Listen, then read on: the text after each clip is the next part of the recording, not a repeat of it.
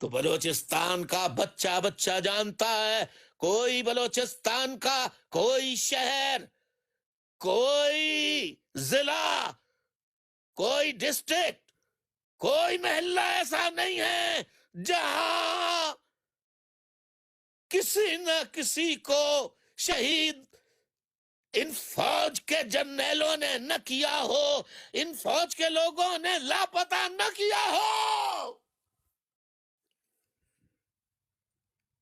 तुम ये बताओ, DGISPR अहमद शरीफ चौधरी, ये बताओ तुम्हारे फौजी ऑपरेशन के दौरान एक ही घर के एक मां के 3 जवान बेटे जेल से निकालकर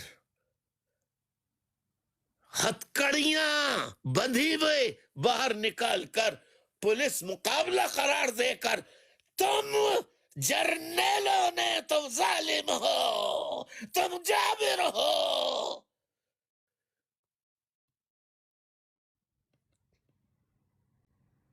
बेगैर तो क्यों मारा अहमद शरीफ? जवाब दो आके। अल्ताफ हुसैन की तहरीर तकरीर पर क्यों पाबंदी आयद है? इमरान खान का नाम लेने और तस्वीर दिखाने पर टेलीविजन पर क्यों पाबंदी है? जवाब दो, जवाब दो अहमद शरीफ चौधरी, जवाब दो, जवाब दो, जवाब दो,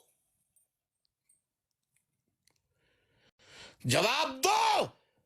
हथकड़ी बंधे लोगों को मारना, इसे बहादुरी कहते हैं?